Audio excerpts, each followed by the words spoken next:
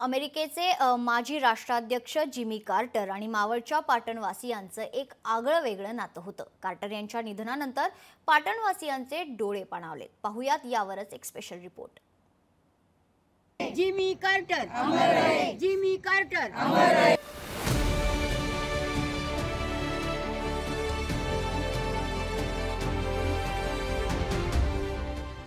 अमेरिकेचे 39वे राष्ट्राध्यक्ष Jimmy Carter आणि मावळच्या पाटणवासियांचं एक आगळं वेगळं नातं होतं। त्यांच्या निधनाची बातमी येताच पाटणवासियांनी त्यांना श्रद्धांजली वाहिली। याला कारणही तसंच होतं। जिमी कार्टर यांनी पाटणवासियांसाठी 100 घरं बांधून दिली होती। 2006 साली ही घरं बांधली जात असताना जिमी कार्टर स्वतः तिथे उपस्थित होते। हॅबिटॅट फॉर ह्युमॅनिटी आणि संपर्क या 2 स्वयंसेवी संस्थांच्या मदतीनं कार्टर यांनी हक्काचा निवारा उभारण्याचा चंक बांधला।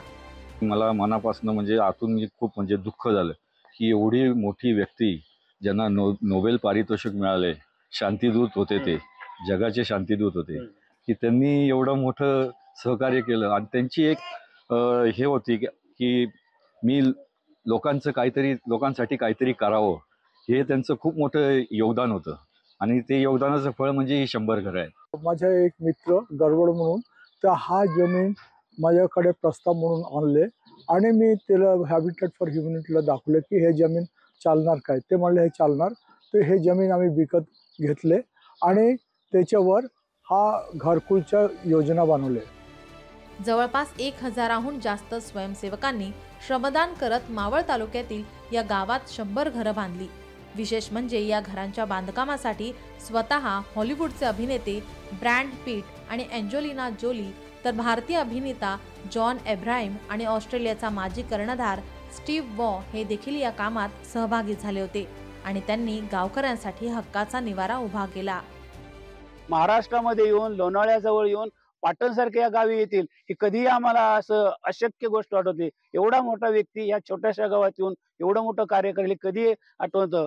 ते आता जरी गेले असले तरी त्यांची ही घरं 100 वर्ष अशीच कायमस्वरूपी त्यांची आठवण आमच्या चिरतरण मनात ठेवतील।